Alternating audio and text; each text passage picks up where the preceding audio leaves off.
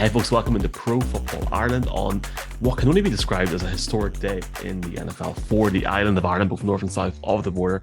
Michael McQuaid and Mark Hogan. And if you're listening to this on a Wednesday evening, thank you very much for watching us. Thank you very much. If you're listening on a Thursday, what day is it, Mark? It's Wednesday morning if you're listening to the podcast. If for people tomorrow morning, but look, we appreciate people listening to the podcast, watching live, and certainly I don't think, Mark, that people would be in this position today if it wasn't for the sheer support that people give to outlets, to teams. So let's get into what I'm blabbering on about. Can you believe I kept my big fat gob shut for 4 months about this whole marketing thing? I can't believe it. What a Trojan effort by you to do so. I think that it was worth it because the excitement today, like I know I look pulling behind the scenes. I knew something was up. I had the graphic ready, so obviously I knew before some other people. But I mean, the depths that you went to and to keep it from people. I mean, it was worth it, I think, because now we have what is an official presence from the NFL in Ireland, and it's not just the likes of yourself who have been massive to growing the sport in Ireland. But I do think that it goes to every single fan, like a genuine fan that's been watching in their room for years on their own. I know when I started watching the sport, I had known to talk to about, look, it is easier now. There is definitely more of a following here, and that's why these teams want to come. But it definitely started years ago that people individually took it upon themselves to just get interested and were interested in the sport because it is exciting. I mean, I always credit mine back to Nat Coombs and Mike Carlson on Monday Night Football on Channel 4. That like there's been a lot building up to this, but I do think that it is a reward for the passion and the loyalty a lot of Irish fans have shown that we do have not one but two teams, the Steelers and the Jags, saying, yeah, those fans look exceptional. Let's go and focus our efforts on them. Absolutely. I think you've nailed it there, mate. And I guess for people listening to this, we're going to focus on Ireland only, NI and ROI, but there was various different teams given marketing rights around the world as part of the NFL Global Market Strategy or Global Markets Program. Previously known as the International Home Marketing Agreement. Apologies to the NFL for not getting the right name this morning, but we've got it now. Announced obviously today, and as Marcus went on there, this Pittsburgh Steelers and the Jacksonville Jaguars, both announcing that they have, in the Steelers sense, been given the Republic and the North for marketing rights, NI. They, as a result, will have UK marketing rights, but they've explicitly stated that they're only interested in NI in Northern Ireland, which I think is a clear sign of commitment from them to only focus on the island of Ireland, which is fantastic. And obviously the Jacksonville Jaguars, who for years have played in the UK. I have to commend them. It actually seems like a very, very good move to just branch into the Republic market as well. So it gives them that extra sort of scope. I know they're doing an event in the MAC in Belfast next month, which should be exciting. There's players and stuff going. Let's jump into the Steelers news first, Mark. Obviously, I'm a Tyrone man. I'm not too far from Newry. I know, many people in Down or Armagh, controversially, as it was called out on the PFI College Football WhatsApp group today, because apparently Newry is in both Down and Armagh. But I know a lot of people that would be very appreciative of the Rooney family and how much, not just what the Rooney family means to that city of Newry, but also to the Rooney family. They have got Newry and the island of Ireland running through their blood. Obviously, Dan Rooney, rest him, was the ambassador to Ireland, the first and only ambassador to this date that has visited all 32 counties in Ireland. This goes back to the 1800s. It really is something that is not just 200 or 300 years in waiting, Mark, but it's almost the legacy of the previous Rooneys before Art, before Dan, what's happening today and what we please God will see happen over the coming seasons.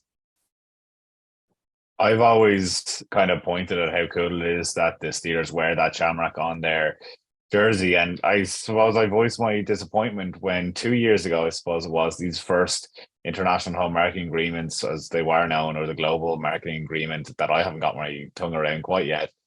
When that was first announced, I was sitting in a bar in Phoenix, Arizona, having been to a Cardinals game. I was en route to the airport, and the last thing I did was tweet out my disappointment that the Steelers were given an opportunity not to branch into Ireland. And I thought it was a mistake because he kind of thought as an Irish person, hey, wait a minute. I thought you knew that we existed, that like the Rooney family runs deep. And this isn't any to kind of make an amends. I think that there was a genuine passion and it needed to get to a point where it made sense for them to come in and the fans and all were ready, willing, and able to, support the adventure. I think we are there now. And I think that there's a genuine passion. I will talk about the Jags in a second, but there was two statements from the team. But I suppose every Irish person loves reading about other people, plumbosing the country, right? And I thought it was a really, really nice and cool statement from the leaders, from Art Rooney, saying about, how, it's a cliche, but I suppose it always rings true for America and Ireland, that special relationship.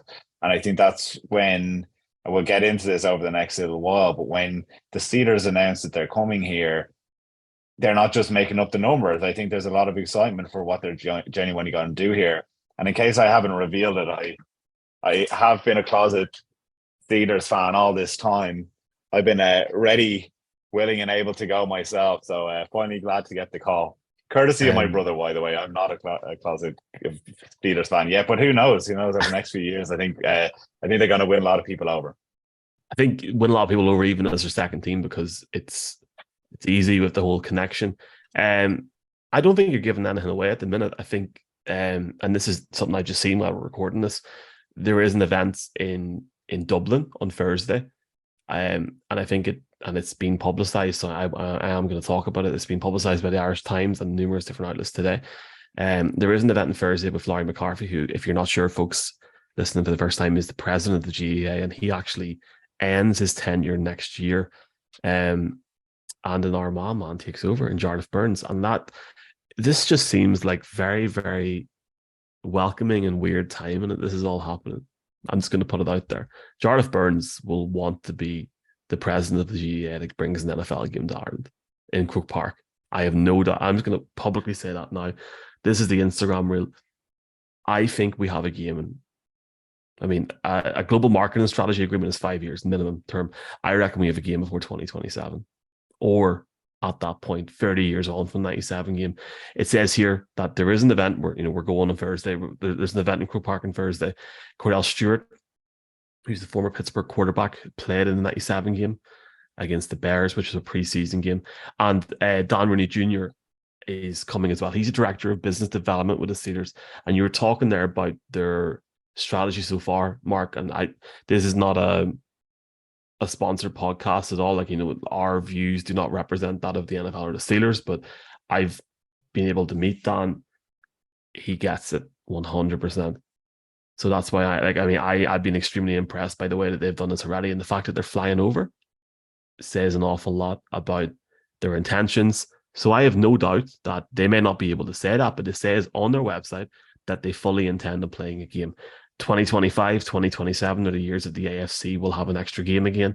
You've also, and we'll give the Jags their proper time in a few minutes, but you've got the Jags there now who have got that.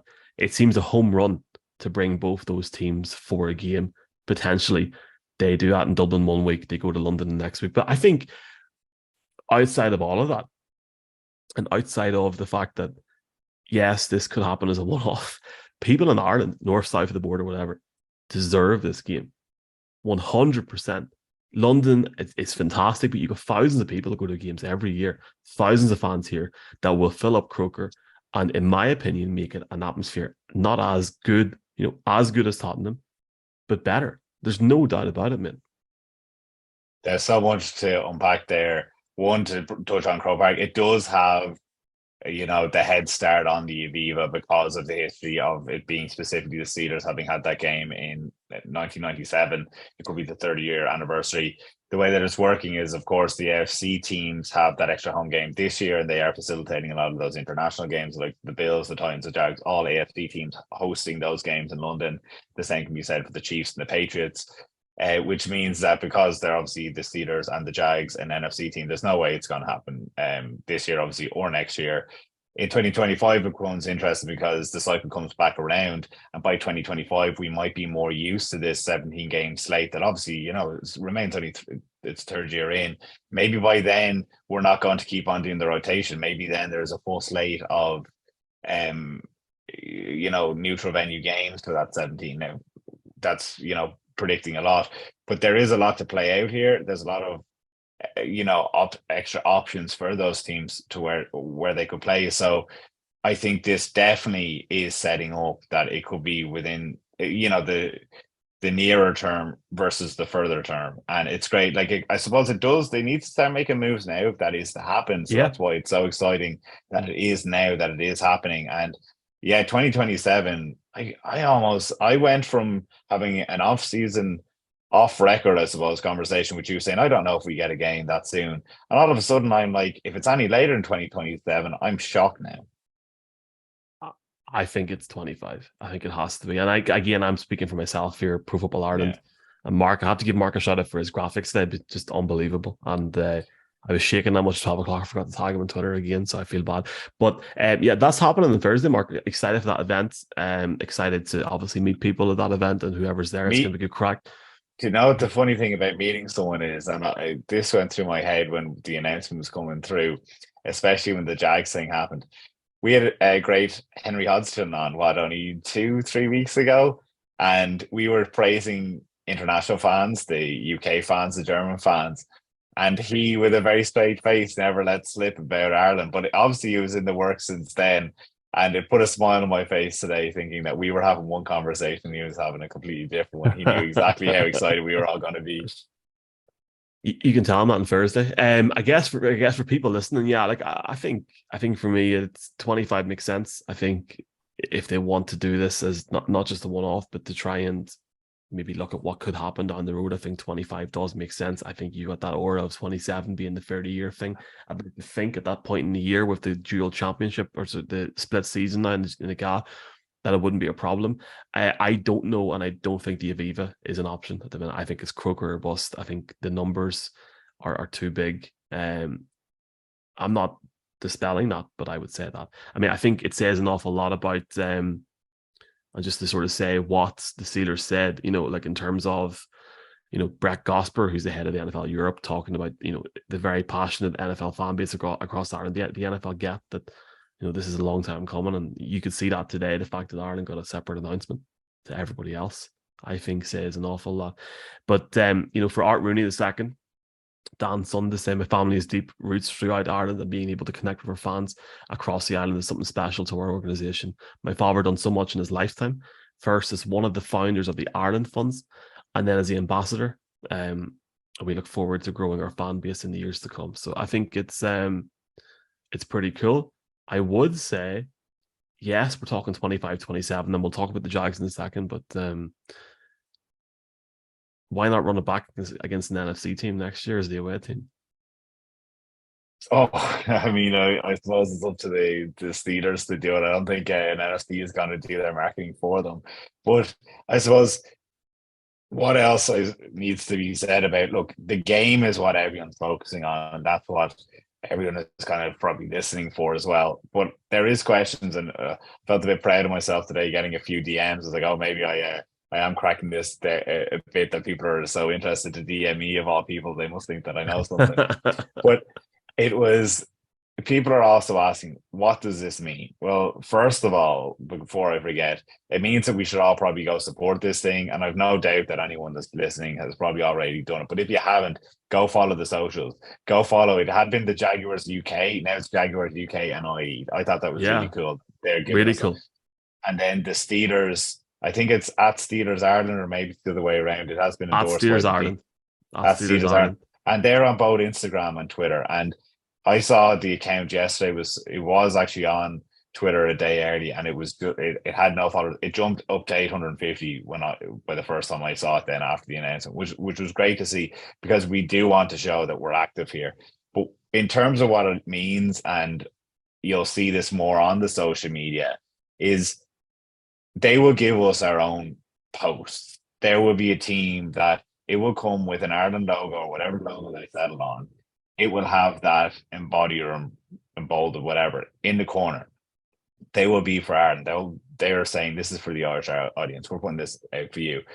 It might be that it is a crossover with GAA. I know when teams activate in Australia, they might have made big things out of the Australian football over there. So it is the NFL giving a nod to maybe the All Ireland in a few. It is nice to see them kind of do that, but it does go deeper. When the Rams went to Australia last year, in the last few months, they brought the likes of the cheerleaders over. Erica Tamposi from around the NFL fame, she moved over to the LA Rams to work behind the scenes with them. She went over and did a meet and greet or whatever it was, or definitely a trip in Australia. They bring with them, I suppose, the keychains or whatever with the cool Irish logo, or at the time the Australian logo crossed over with the Rams. And then really importantly to a lot of it, I suppose it's a direct competitor for us, Michael, but they might do fan events, this kind of stuff, fan clubs where you're going to get access to prizes, tickets to sign merch or whatever. All those kind of things kind of come on stream. If there is events and it's the Steelers, you can be sure they're going to bring this terrible towels. So all those things, even though maybe a little free keyring sounds small, we haven't had that today or since today or until today, which I'm super excited about. So it's all about the game, is what you'll hear a lot of people say. But I think it's really cool, these other little small things, as they just activate in this market. Who knows? There's probably going to be podcasts and all coming down the line. That'll be pretty cool if that happened. Yeah, there's obviously numerous different things, events. I seen it on their website. They are planning a watch event this year, so that's pretty cool. And the one that was in Mexico last year looked fantastic. So, and they have said, we'll get to the Jags in a second, but the Jags have kind of cleared up that they won't be here this summer. They are going to London, Manchester, maybe, in Belfast, which we already knew that was announced a few weeks ago. They have said, look, we're not adding Ireland to that yet, which I kind of was surprised about. I was kind of a bit like, that kind of made too much sense, but then they nipped it straight in the bud. But who knows, maybe the Steelers bring someone over later on the year. Maybe we'll see Minka Fitzpatrick on O'Connell Street. my understanding is the Jags, I'm talking about the Jags now, actually, watching O'Connell Street. Obviously, the Belfast thing is tied up before this was approved to them. But I mean, you're 70 minutes up the road, like. So it's all good. And I'll not go into a geographical or political conversation about that. All good. I think what the Jags are doing and going to the Jags actually is great. I mean, we speak the same language in terms of our first language every day as the guys over there. The Jags have embedded themselves into the market. They've done a lot of work. I know in Belfast, between East and West Belfast, with Jag Tag, their sort of variation of flag football, and they work together with disadvantaged and sort of communities in Belfast especially that have been let down over recent years, and I think that's fantastic to see, and I've no doubt that they'll do that in Dublin more and more, and I've no doubt that they'll do that with flag football, and the Steelers will also.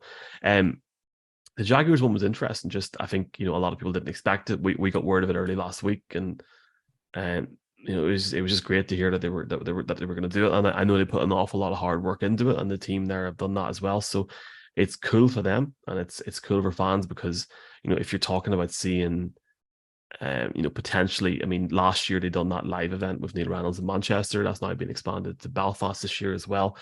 It'll be great, hopefully, please God, to see that in Dublin also, and I guess the more the merrier, and it's just going to get bigger. I mean, I think now they realize the opportunity they have in the market, which has Sky Sports for their NFL coverage and is very, very similar to that mainland UK market, especially. So it's it's an extension of what they have already in the north. So it's going to be good. I guess for the Jags, you do look at, and it gives us another option, Mark. It gives us another opportunity here if they want to have a base where they play 2 to 3 games.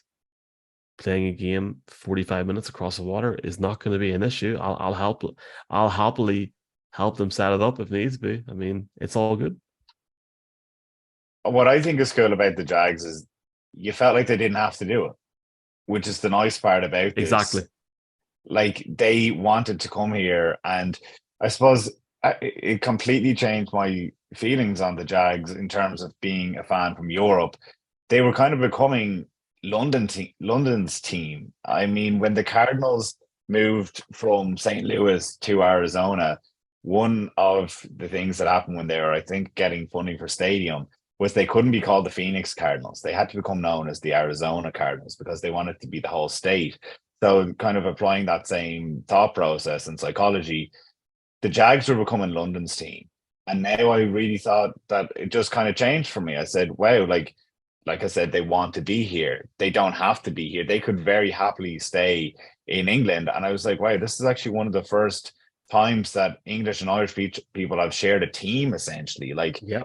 which is a massive stake. They don't want it to be in us and them, which I actually thought was massive. Like you can talk about it in a geopolitical sense. That's not what I'm doing, but I suppose you could look at Well, it through that. it's one thing that brings people together, Mark, and that's the It reality. is. And I loved it because, like I said, they didn't have to do it. They are established over here. And they did say, like, we are going to focus on the Republic.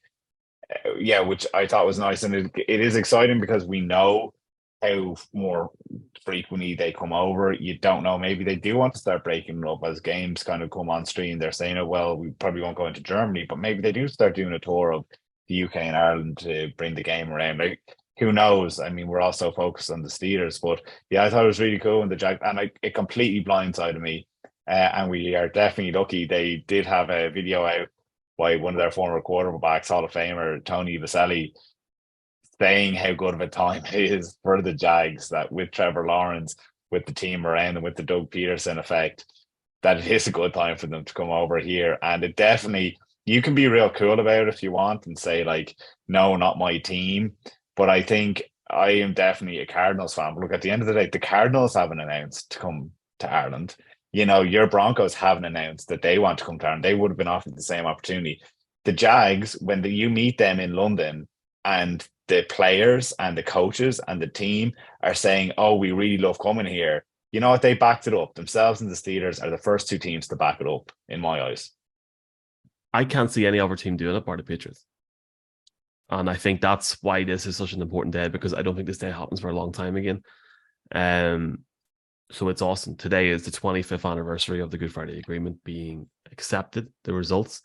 And a lot of people, if you're not sure, go and look at what Don Rooney done to help bring people in NI together during not only the troubles, but also after, whenever he was the ambassador of the US to Ireland, asked by Barack Obama to do that. Again, as I said at the start of the podcast, a guy that went to all 32 counties, Irish blood in his heart, and it's fantastic to see.